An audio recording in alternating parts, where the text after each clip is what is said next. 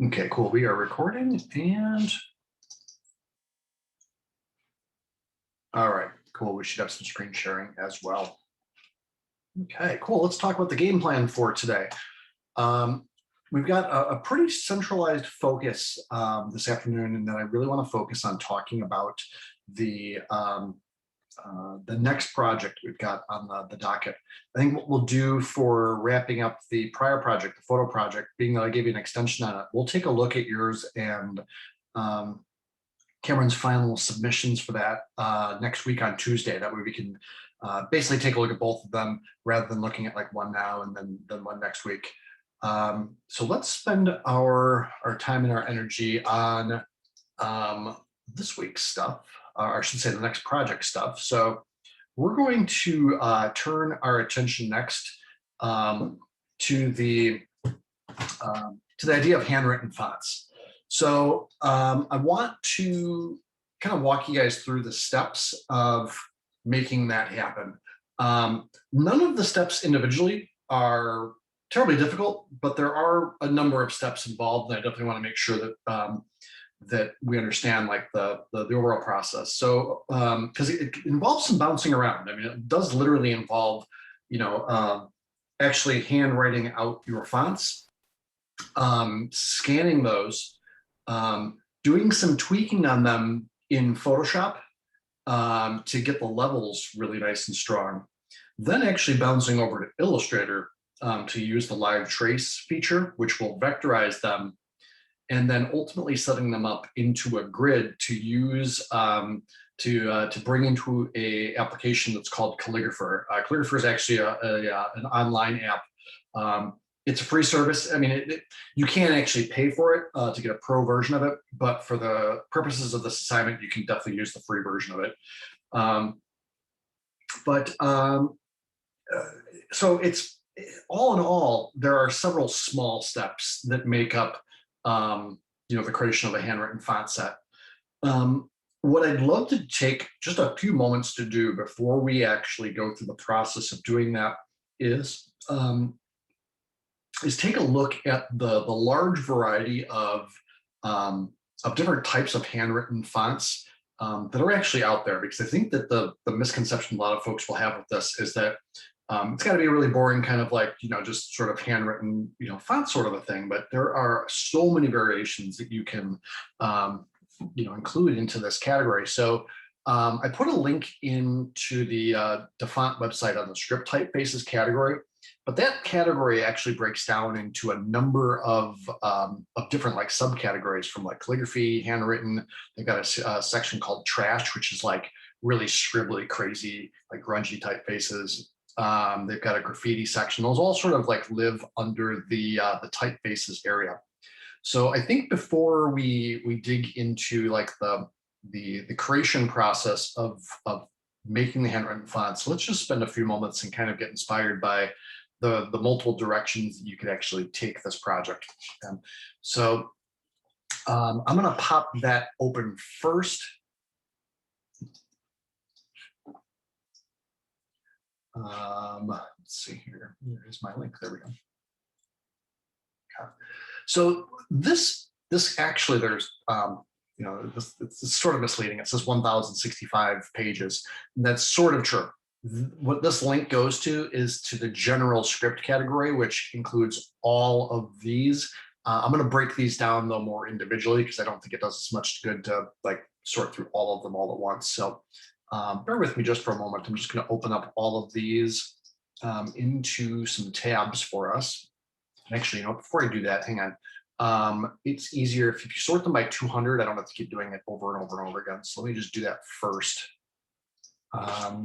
And then all of my sub windows will include 200 fonts. All right, let's try this one more time then.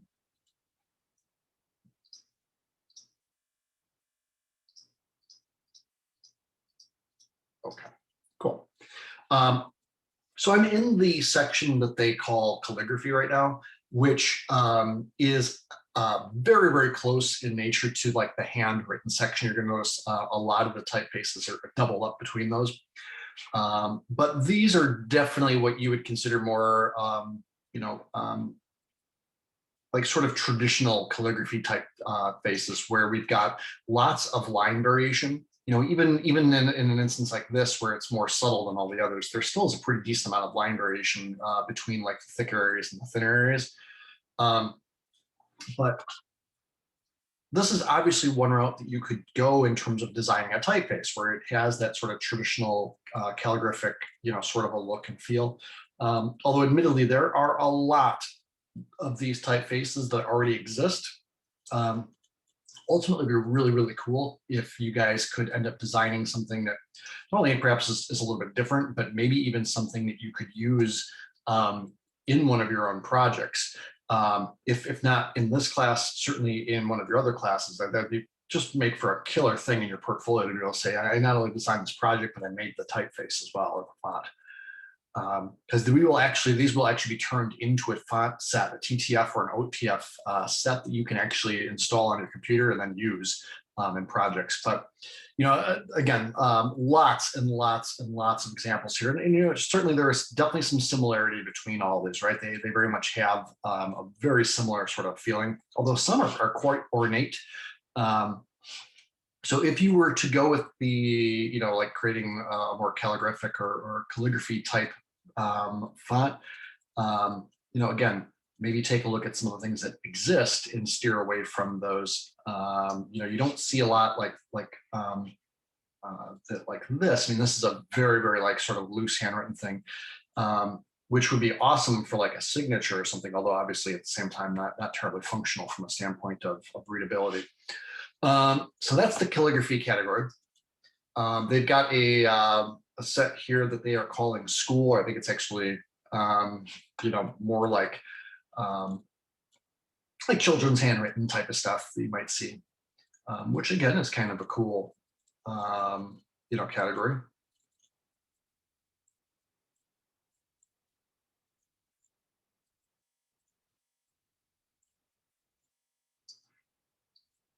So I won't necessarily scroll through all of these. I think you guys get a pretty decent idea of like, you know, what these look like and what the category includes.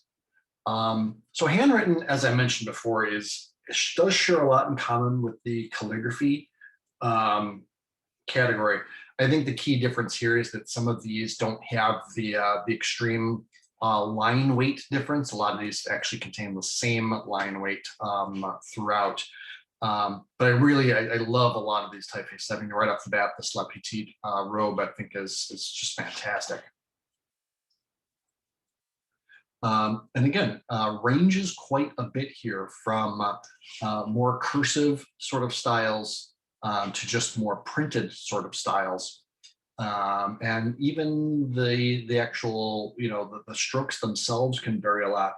So, you know, one of the things that you'll see in one of the videos we're going to watch today is you can dramatically influence the way that these things look and feel based on the tool that you use to handwrite them. You know, you're going to get a much different look, let's say, from a you know, a pen versus a Sharpie versus perhaps a marker that you know, that's been used a few times and creates marks like this versus things like charcoal. I mean, all of those are available mediums that you guys could potentially use to start handwriting your typefaces before you bring them into Illustrator and in Photoshop.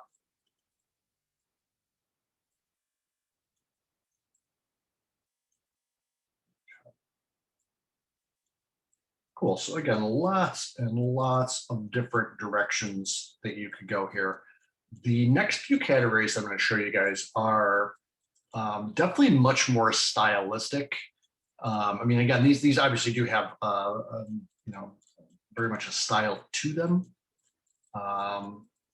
but you'll kind of see what I mean. These are going to definitely be a little bit more extreme than some of the things that we've seen.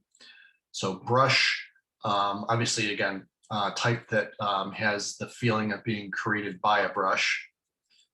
Some are a little bit more obvious, the brush strokes than others. And certainly some of them are definitely a little bit more readable than others as well, like the signature, you know, again, this is a fairly tough typeface to read, although again, for something like a signature, it's fantastic, I think.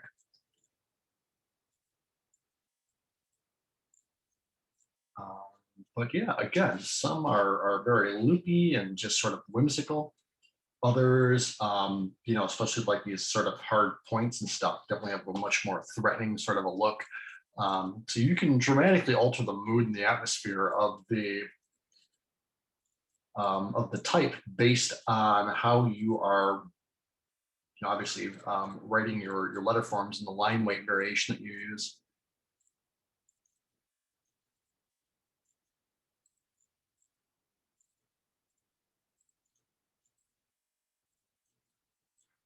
Yeah, and this one even has sort of a cool watercolor feeling to it, which again, using watercolor or paints could certainly be a possibility.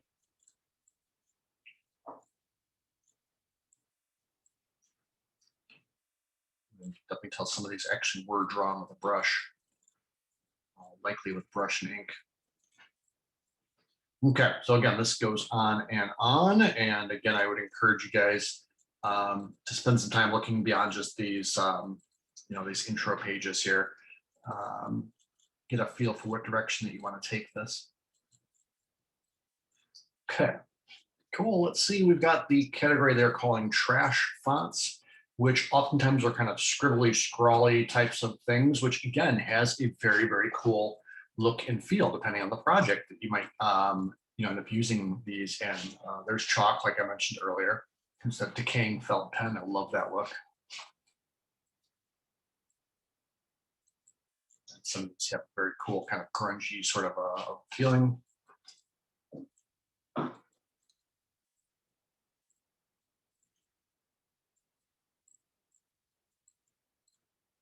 That sketchy is very cool also.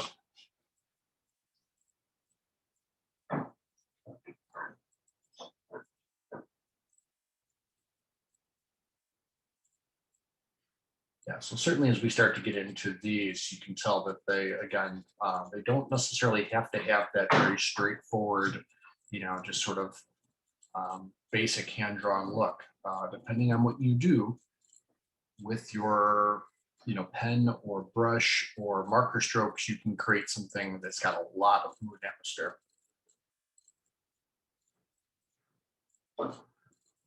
All right, so let's see here. What else? Graffiti fonts. This has some awesome ones as well.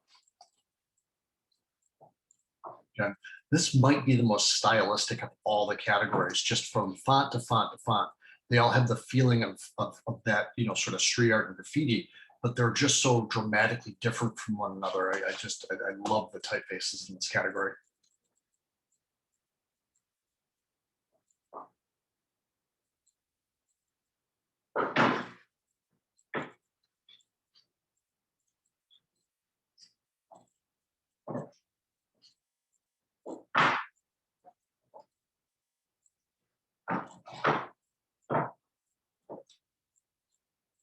And again, there's a lot in here. So I again encourage you to dig through some of these for any of the categories you might be interested in. So I don't know that this one necessarily belongs in the script. I mean, maybe not so much belongs in the script category, but not so much handwritten. So this is one maybe that I won't necessarily dig into because these all sort of mimic typefaces that you would find on like old sports uniforms and stuff. So I'll get out of there. This is the various section. So some of these are good examples of handwritten type, certainly, but they don't necessarily fall. I mean, I don't know. I think it probably could have fit some of these in the categories, but in fact, I think we saw that Sunday's best. So I'm not sure why they have this various category. But again, some good examples there. So hopefully that at least gives you an idea of like the range of possibilities before we actually dig into the like the how-to behind this. So there are a few links that I want to go through with you guys. Let's take a look, first of all, at this tutorial. So there's actually two links here for elements from this tutorial. I want to go through the full article together. I think that's important for us to kind of wrap our heads around this. But there is a video that's embedded in this web page. There's a direct link to that right here. Okay, so that's what's happening here with these. But again, I'm going to actually open up the article first here. Cool. So this is a little misleading in terms of the title, and then it says how to create a font in Adobe Illustrator. That's true to an extent.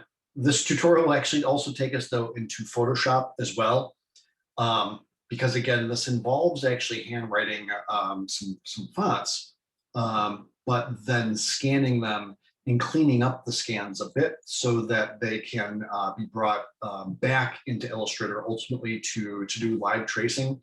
Live tracing is one possibility.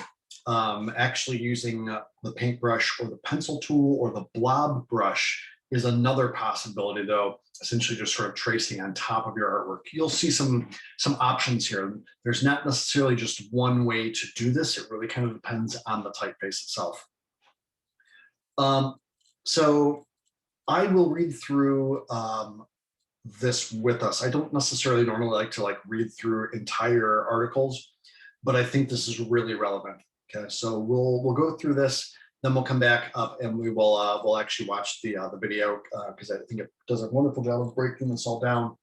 But if you're a designer or illustrator who's comfortable creating glyphs in Adobe Illustrator, this tutorial is right up your alley. You'll learn how to create your own font in Illustrator by planning out a letter set. Go over the ways to refine the font design, and then prepare the files for use in a font making program, all from the comfort of Adobe Illustrator. So in this tutorial, you'll learn how to make a font, and this will teach you how to make your own font in Illustrator and create simple and fun fonts that can be sold as digital assets. You don't need a font creator plugin for Illustrator. Just check out the market's font category. So this is part one of 2 tutorials on how to create a font in Illustrator. In the next tutorial, we'll create a custom font with our vector letter forms. So this is the video that we will come back and watch. But again, as I mentioned when we began, there will be a number of steps to this assignment, and this very much outlines them right here. We definitely begin by designing the font from scratch using your own handwriting. We'll use image trace to vectorize it. And then ultimately we'll create a font in Illustrator by converting the image into a vector. And then a big part of this is then organizing your letters into layers on a grid. That can happen in Photoshop, it can happen in Illustrator, but that's going to ensure consistency in terms of size. It's not necessarily absolutely critical that they are all written in at the exact size. I mean, it helps so that you don't necessarily have a whole lot of editing to do. But the true finesse of the actual consistency and the size is going to take place in a grid, as you will see. And then we can refine our letters and symbols using different brushes and tools, as I alluded to as well. So again, we are potentially in this section, designer on font Illustrator. So you can draw out your letters on paper, or you can use a digital program like Photoshop or a paint tool. Like if you guys have a tablet that you prefer drawing on, like Procreate would be fine as well. Or again, like drawing it on paper. So you can kind of quickly draw out your alphabet in whatever style that you would like. And notice the differences in the W below. So there would definitely be letters that will give you a hard time. I can say this from experience. I've gone through this process myself before, and it is, there are some challenges in terms of just getting some letters. There are times where you'll have to write the same letter a few times. There are also, in Calligrapher, the ability to have alternate versions of your letter. We'll talk about that a little bit as well, but particularly for like scripty cursive kind of fonts,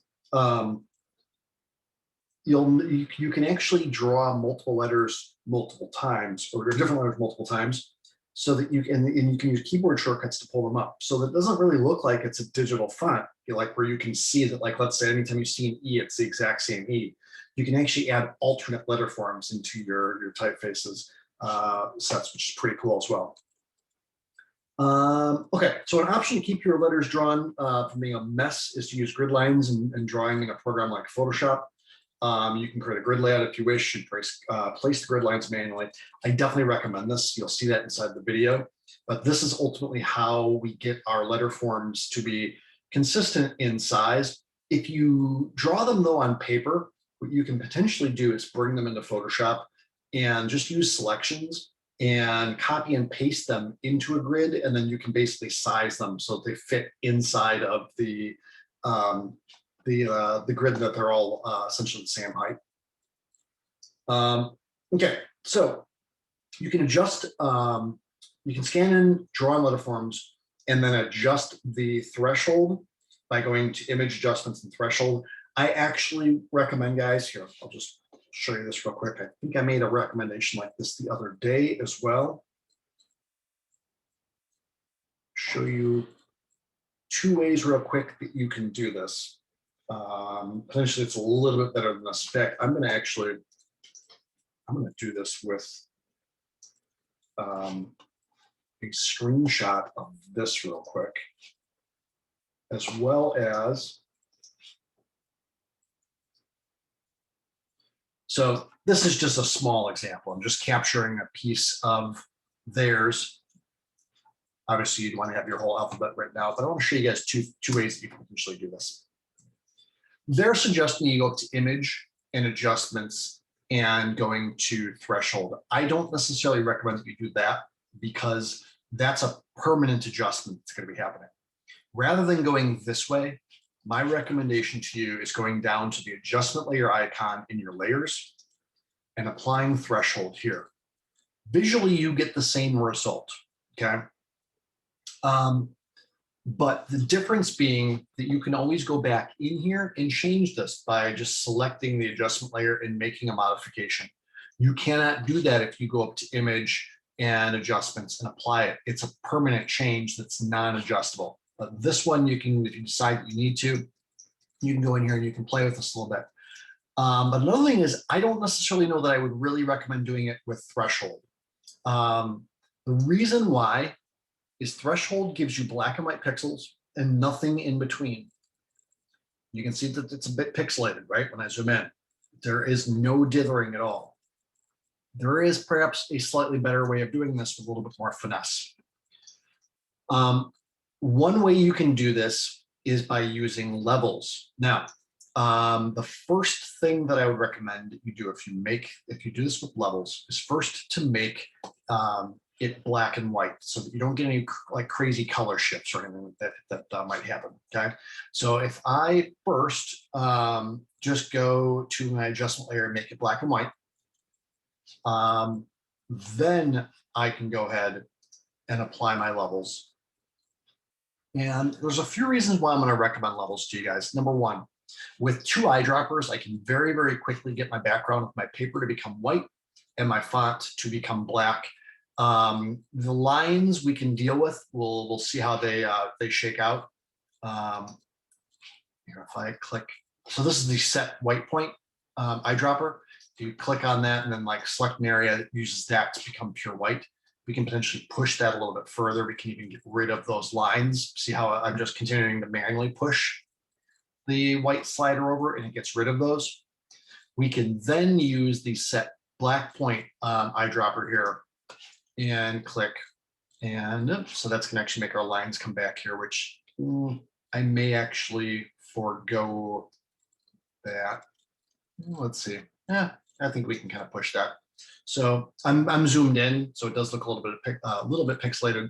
That's what it actually looks like at 100% there. The main difference being, unlike the threshold where we had pure black and white between these, we now have some anti-aliasing and dithering that's happening on our letters, which will help make them just appear a little bit like more rounded and less pixelated.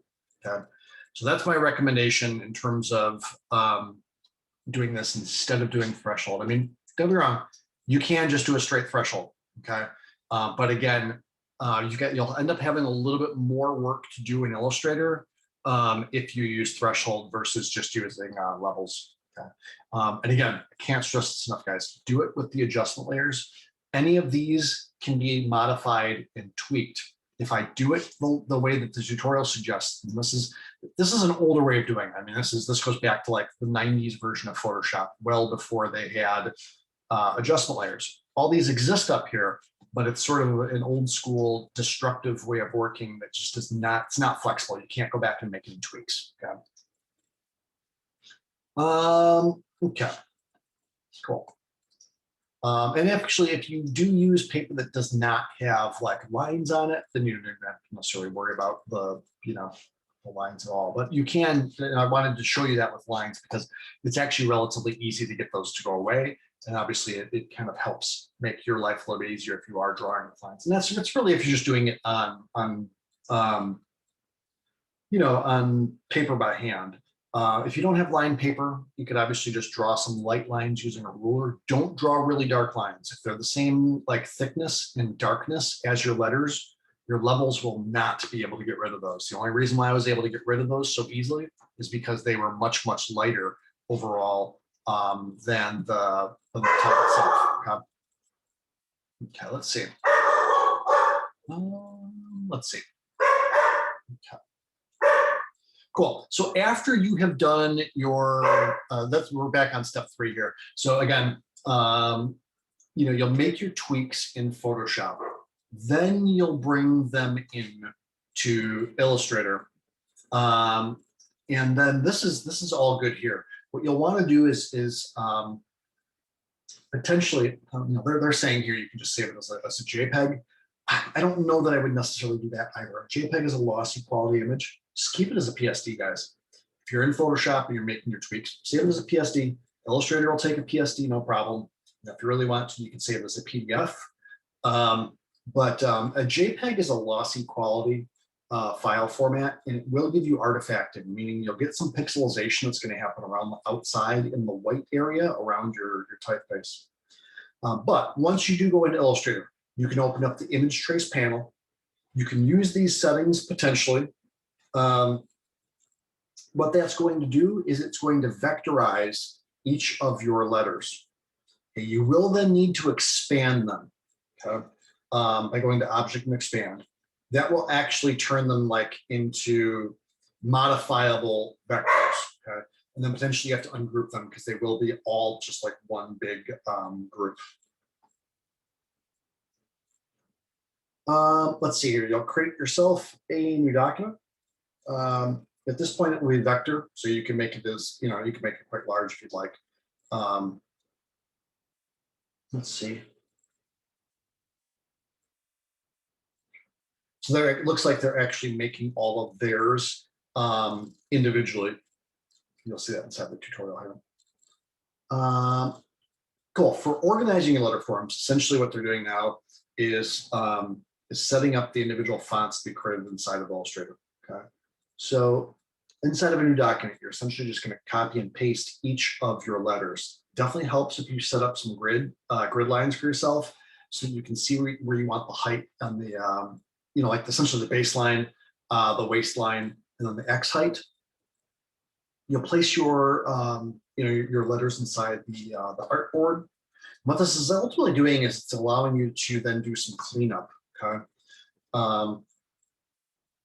As well as, again, just setting up the sizes of these, okay? So some letters are definitely similar in size and overall design, okay? So like using a lowercase b, d's, p's, potentially you could potentially use that letter, a letter B, to create your D or your P or your Q, right? You can still make modifications, as you'll see in a few moments, to them, so they all look a little bit different. Like they wouldn't necessarily all have to have the same sort of hitch here. That's definitely something that you can clean up. But by using the same base for them all, at least they're all the same height. The same, like all have the same like sort of line variation and thickness. Okay. Okay. Cool. So for each glyph, both your uppercase, lowercase, any punctuation that you might make, numbers. For our assignment, punctuation numbers is not a requirement. Okay. So you're going to place those on your artboard, and then you're going to organize them into individual letters, like you can see here, like lowercase, numbers, punctuation, all that stuff again. Again, we're not going to necessarily have to worry about punctuation.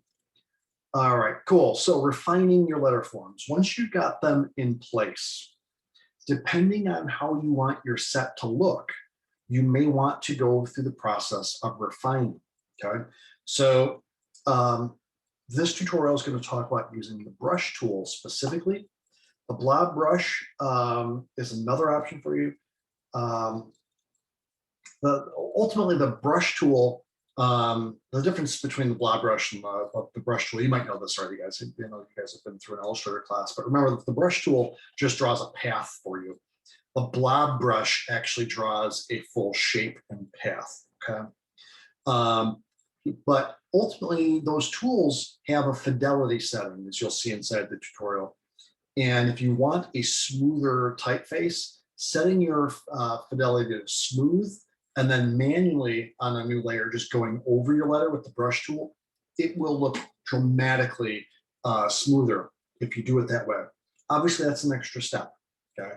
But depending on how you want your font to look, if you want to have very nice sort of smooth curves, that's the way to go. The other advantage then to potentially using the brush tool is, since it is putting in a path, you can adjust the width profile of those. That's not something you guys know how to do. I'm happy to show you that in Illustrator, but that allows you to add varying thickness to your brush strokes. So that's another thing that potentially you want to be aware of.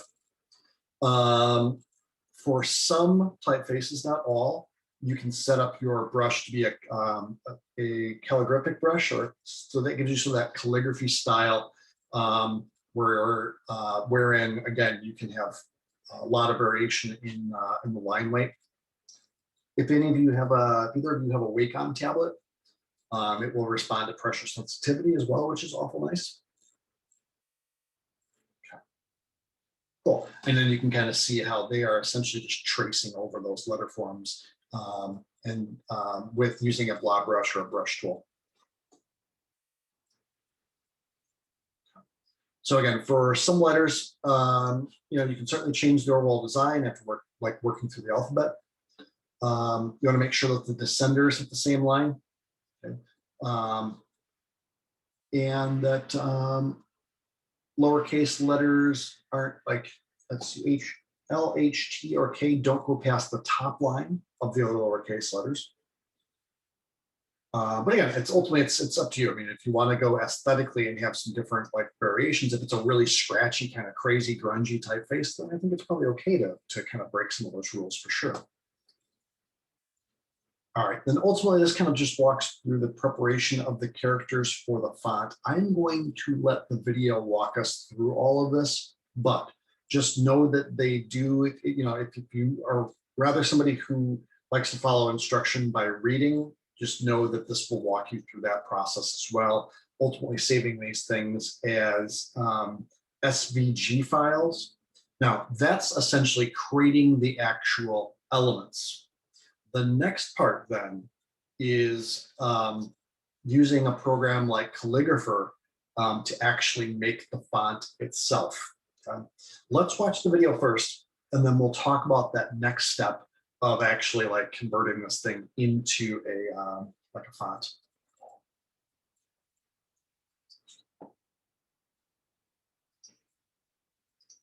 Hi everyone, and welcome to how to create a font in Adobe Illustrator. So first we need to prepare our letters and the Illustrator document. So before we launch into creating vector versions of our letter forms, I like to prepare the imported image file. So here we've got our image file imported from Photoshop, so JPEG. So again, at this point, it's been drawn, it's been scanned, and it's been brought into Photoshop, and you can use either the threshold or the levels technique that I demonstrated to you. That's how we've gotten to this point right here. And the first thing we need to do is we need to go to Window and then go to Image Trace to bring up our Image Trace panel. And with the image selected, let's go ahead and extract. And that's key. Notice he said the image selected. This panel will not work for you if you don't have something selected. This is a really common mistake in Illustrator.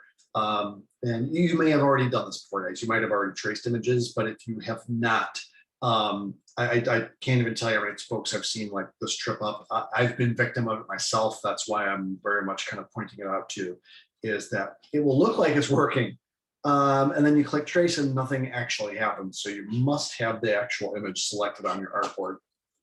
Experiment with some of these options that we have here. So let's go and choose a mode of black and white, as this is a black and white font. And we want to change the threshold here to maybe about 168. Okay, one more tip. See this checkbox down in the bottom left-hand corner, preview?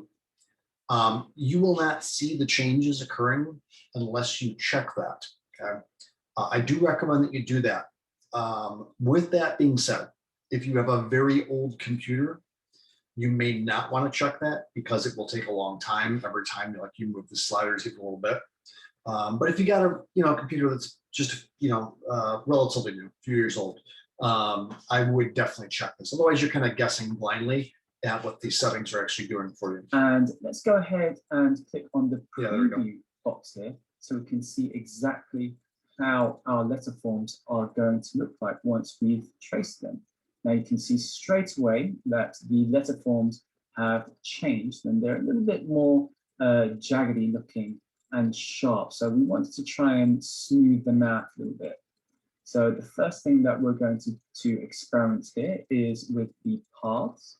So if we slide the paths up, you can see we have created a few more paths for our letters and they've smoothed out a little bit. And we can experiment with the corners here as well. So if we bring the corners all the way to 0%, that has smoothed it out as well.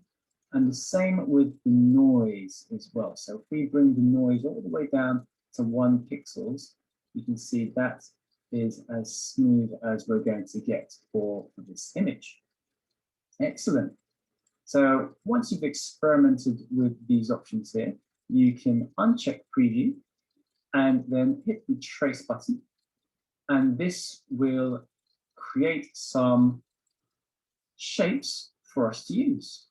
So let's bring these shapes over here. Now, once we've got our tracing result here, the next thing that we want to do is we want to expand them. So hit the expand button here, and then using the direct selection tool, we can go ahead and select all the white shapes and then just go ahead and delete them like so. Okay. Another option for you guys, a quicker option, rather than going and selecting all of these and deleting them, is in Illustrator. Do you guys know how to select by a color range? Is that something you've ever done before? No, I've never done that before. Cool, let's talk about that. That is very helpful. So you can actually select items in Illustrator based on color, based on their stroke width, based on a whole bunch of different things. And it is a huge time saver. And I have to admit, I used Illustrator for at least 5 years before I learned this. And I was just like, oh my God, what a game changer. Now, of course, I don't have a document. Let's get something out here. So I don't actually have anything on here, but I guess here, let me just make a few things. Objects.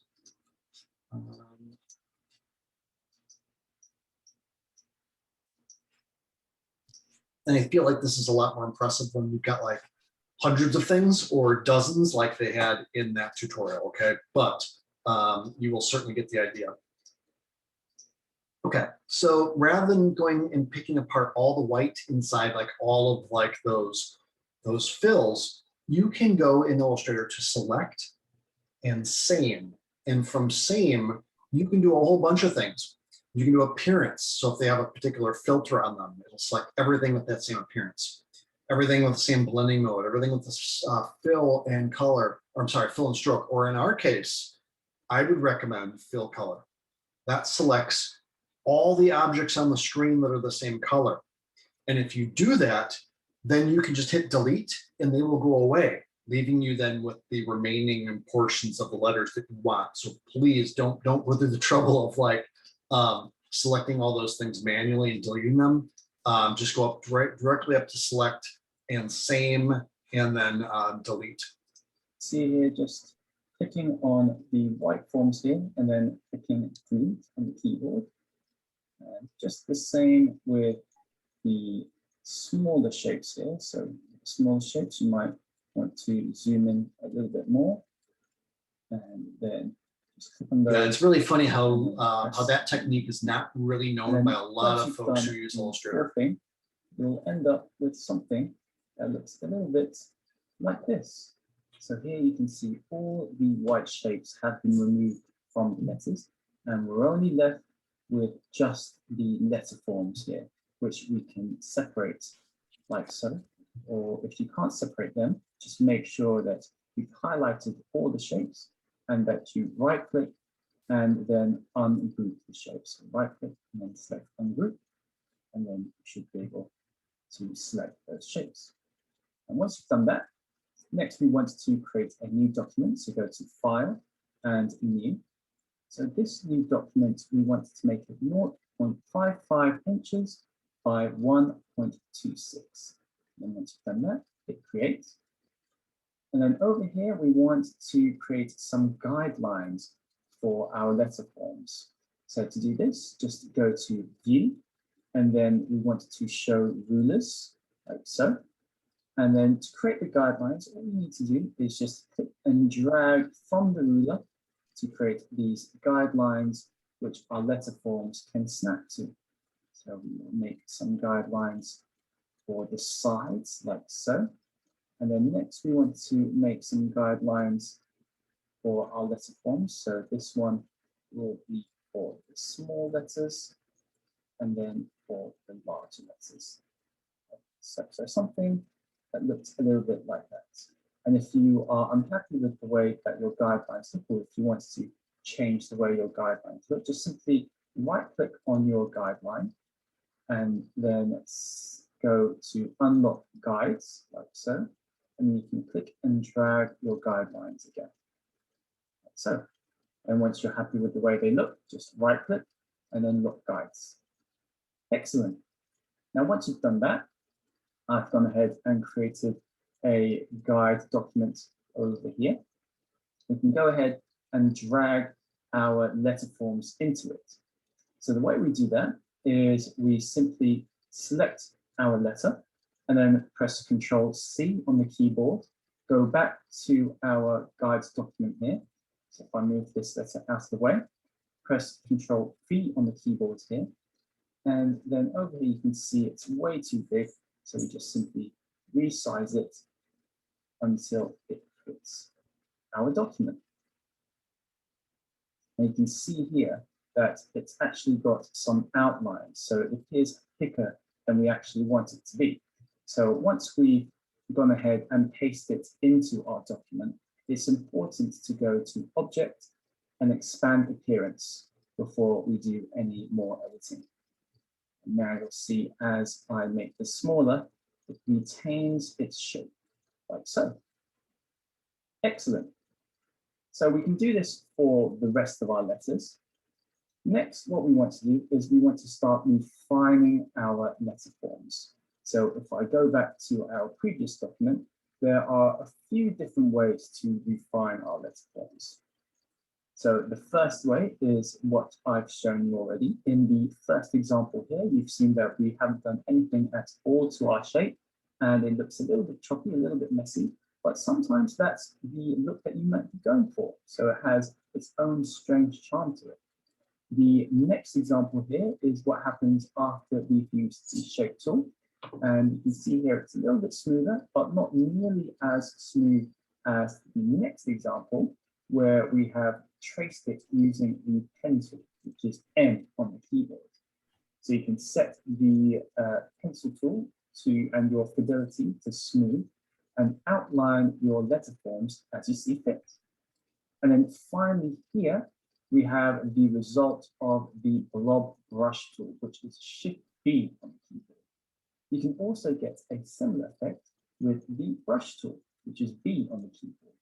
Both allow for pressure-enabled line work. So with that said, we're going to go ahead and refine our letters using the brush tool. So let's go ahead and go over to our letters here. And we're going to create a new layer. And let's go ahead and name this Refine. And let's go ahead and create a new brush for our refined letters.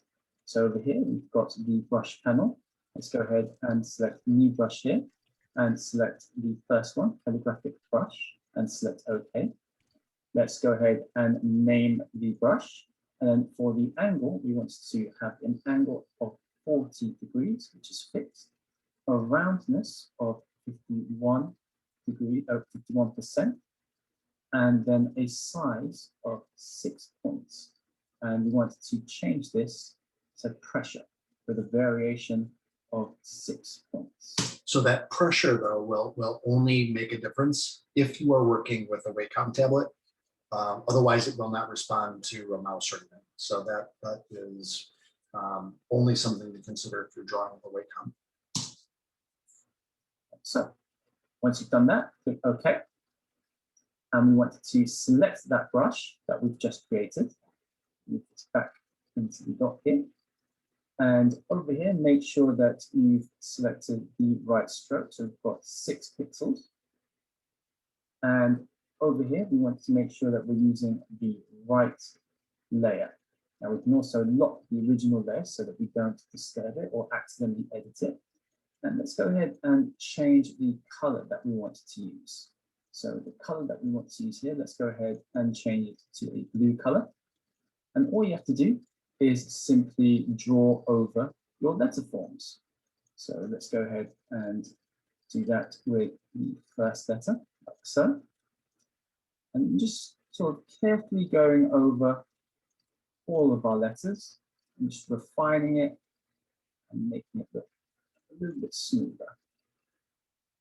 So you can see straight away it has a different look to our original letters, a little bit smoother and a lot less jagged looking. We'll just do that with all the letters, like so. And I've gone ahead and done that on another layer. So let's go ahead and look at the results. So you can see here, all the letters are a lot smoother looking than what they were originally. Excellent. So once you're happy with the way they look, and now that you've refined them, the next thing we want to do is add them to our guides document. So the same thing again, just simply selecting your letter, press Ctrl+C to copy, go over to our guides document. And let's go ahead and create a new layer here. And let's move this A out of the way, or we can even delete them. Let's paste our new letter with Ctrl+V on the keyboard. And again, you can see that the letter is way too big. So before we do any resizing, let's make sure that we've selected our character, go to Object, and then select Expand Appearance. And this will make our strokes into shapes. And you see that we've got 3 different shapes here. So we've got this one and potentially 2 different shapes inside here. But we want to combine them. So make sure that we've got all of these selected. Go to our Pathfinder panel here, and we want to select Unite. And you can see straight away now everything has been combined into one shape. So now we can safely resize our letter like so. So just using the guides that we have here to make sure that it is within the size that we want. And we can do the same with all the other letters as well. So this is an example of an uppercase letter. And for this one, what we want to do is we want to organize them into layers as well. So you can see I've created an uppercase layer here, and this will contain all of the uppercase letters that we've got in this document. So if I go ahead and paste the B here and do exactly the same. So let's go ahead and make sure we've selected all of the strokes. Paste this in. Go to Object, Expand Appearance, and then go ahead and unite them. You see now, for all of our letters in one layer, or all of our uppercase letters. Next, we want to do the same with our lowercase letters as well. So if I go ahead and hide the uppercase letters layer, let's go ahead and do the same for our lowercase. So just selecting the A, and this is a good way of organizing our letter forms. So same thing again, uniting it, and then resizing it to the size that we want. Excellent. Now, if we're going to export the content to another program, we need to save each and every glyph as its own SVG file. So just making sure that the letter that you want saved is shown and selected. And then we want to go to File, Save As. And over here, as the Save As file type, we want to go ahead and select SVG. And then we want to check artboards, as we only have one artboard selected. And then just name it the letter that you want, which is, in this case, the capital A. And then press Save. And then over here, we want to keep the SVG profile as SVG 1.1, the type SVG. And then over here, the subsetting, we want to keep it as Use System Fonts. Simply keep the default settings if you're unsure. Then go ahead and click OK to save your SVG file. Make sure you do exactly the same for all your other letters as well. So let's go ahead and choose a lowercase letter for an example. And we're just going to have that selected. And then we're just going to go to File, Save As. And again, let's go ahead and name this lowercase a. Save. And then keep the options as it is, and then hit OK. Make sure to save all of your typeface characters in exactly the same way and name and organize them appropriately in your folders. So that's it for this tutorial. Have fun creating your own handwritten style fonts in Illustrator, and I'll see you next time on Tuts Plus. Cool. So once we have the individual SVGs, that's when we can take it to the next level, actually making the font set itself. How to use Calligrapher. Let's give this a watch.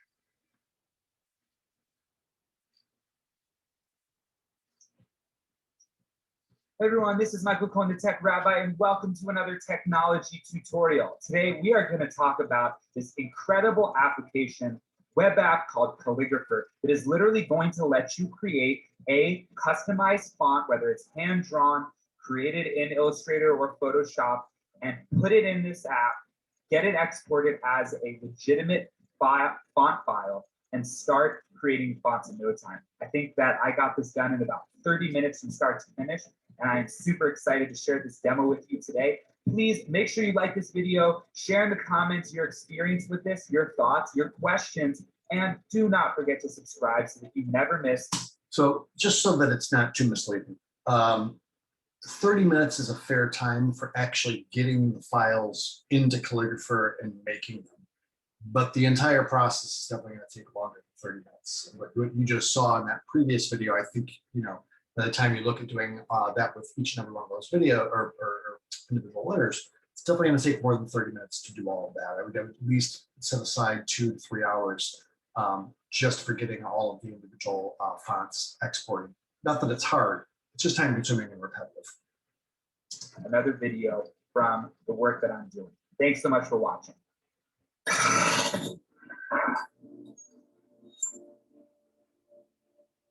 So you start here by creating a template to print out. And what's really cool about this is you can actually print out the template and use a Sharpie or a pen and hand draw font that way. Yeah, and that's one thing that's very cool is they do have a template, as you just mentioned. You can absolutely use that to begin and not necessarily have to use lined paper. Okay.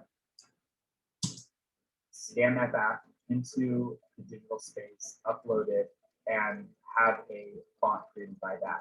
I chose to do it digitally, as you'll see in a few moments, but just to run down the basics here, you're able to pick various characters that are broken down by basic language, numbers, punctuation, etc. There's some miscellaneous, so that you have here some mathematical sequences and currencies and things like that. And you basically click the ones that you don't want if you need to get rid of them. And you can say, don't ask me again for the session, and you just remove the ones that you don't want. And this is a free service with its basic features. So it gives you at least 70 characters for your font, and you can upload and create the font. Let's get to it. All right, let's go. So the way that I did this is I downloaded the template, and here is a hand-drawn font that I created using the Paper by 53 iOS app. And here is the calligrapher template. And it uses a QR code and corner triggers, and will recognize that based on this template, each one of these identifies as the specific character, whether it's a 1, ampersand, hashtag sign, a B, a K, etc. And you place your characters in that box, and then you size them based on these guidelines here. Yeah, so an important thing to understand is that the last part of what you guys saw in that last tutorial can be skipped if you're using the calligrapher template. So rather than separating them all into one document on their own layers, you can copy and paste those into this template, okay? Which is definitely a huge time saver. And so you should just see that there are guidelines here that are going to let you keep your letters centered, and the size that you input your letter will dictate the size in the font. So for me, I like the U to be a little bit bigger, a little bit taller, and you'll see in the demo in just a few moments, that's the process that I went through. So stay tuned, because we're about to get into this, and I got a 8x speed up of how to create this font and get it on there and start typing in no time. Enjoy.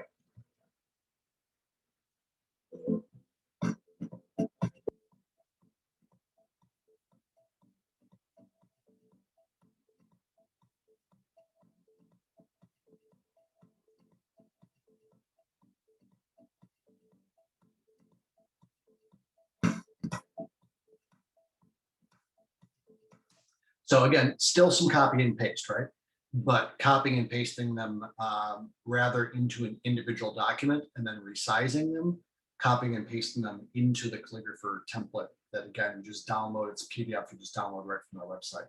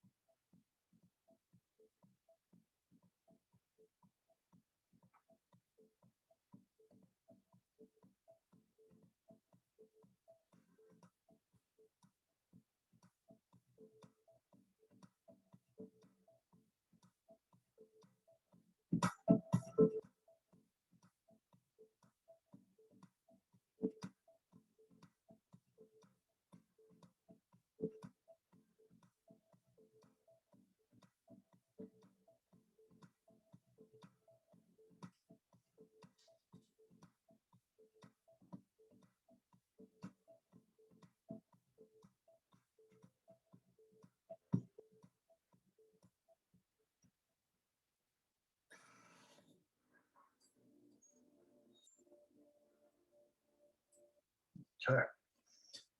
Cool. So really, it's, you know, when you consider this process, you want to potentially Build your brand. consider in the first tutorial that we watch some of the techniques that they use to ultimately, you know, draw the font and then refine it, right?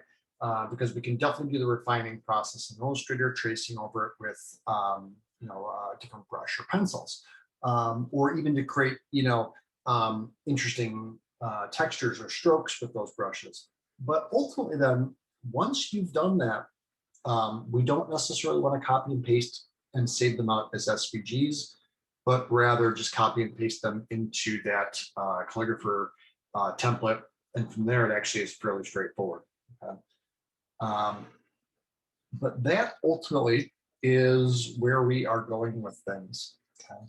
So the actual, let's see, let me get back to our content area here. So the actual assignment itself of making these handwritten fonts really breaks down into two separate due dates. Okay, the fonts actually laid out in the template grid. You guys will complete for next week. Now, I'm actually going to modify this. I want you guys to have a full week. Here, let me do this right now so that it's done. I want you guys to have a full week to actually design the font. Okay. And what we'll do is we'll look at those in the grid next week, week from today. Then that final hand run like final font itself run through Calligrapher where you're actually submitting a TTF file. You guys will turn that in then the following class. So that would be what? That would be the 12th. Because ultimately, you know, once it's in the grid, it's a snap then to create that typeface. But I definitely want you guys to have more than just a weekend to design and ultimately refine those. All right. Cool. So, any questions based on what we just took a look at? No questions. You know. Okay. Cool. So yeah, again, have some fun with it. I'll wrap up just one more time by suggesting strongly that, again, it can be really helpful, I think, for you guys just to spend a few moments looking through some of these sets. Because again, they don't necessarily have to look like this. There's so many different routes that you can go between the graffiti and the trash and the brush sets. I mean, it's just an amazing array of possibilities. Okay. So yeah, that is the goal for next week. So when we reconvene on Tuesday, we'll definitely take a look at the photo sets, the final versions of those. And what I'll also do for you guys then next week is I will introduce the final project for you guys. What we want to do is we want to set ourselves up in this class to wrap up a couple weeks early. Because Cameron, I know that you're in your portfolio class, and I want to make sure that your final project is done in time to get into your portfolio book. So it's like anytime I've got students in any of my classes that are in portfolio, I like to wrap up a couple weeks early. So we will. I'll introduce that project to you guys next week as well. I'll show you some examples of it, and really, beyond making this handwritten typeface set, that's the only other thing we have to do over the course of this semester. And that final project will take a few weeks. It's got several components. I'll show you some nice examples of it and explain. But for now, the focus really is just the handwritten typeface set. So think about what direction you guys want to go. Next week on Tuesday, even though there's not anything directly due for this assignment, if there are any sketches or anything you'd like to show me, even if it's not a complete set, you know, even if just kind of playing around with a few different styles, you know, obviously, please feel free to do that. And I will give you guys, you know, like I'm doing today, I'll give you guys lots of time on Tuesday as well to work on this. Because as you saw in that beginning tutorial, you know, simply the process of drawing all of these out and then vectorizing them, you know, that actually doesn't take very long, but the finesse, you know, getting them all to be the same size And then ultimately, if you decide to go over them with a brush, it's just going to take some time. So, I'll definitely give you guys that time to use class time to work on those things. All right. Well, as always, if you guys do end up having any questions once you dive in, please reach out to me via email. I will be checking every day over the course of this weekend. So yeah, be productive, have some fun with it, and hopefully you can end up making a typeface set that you can end up using either in the final project for this class or at least in one of your projects at some point. All right, sounds good. All right, cool. Guys, I'm going to stop the recording. And again, the remaining class time is just yours to use how you need to.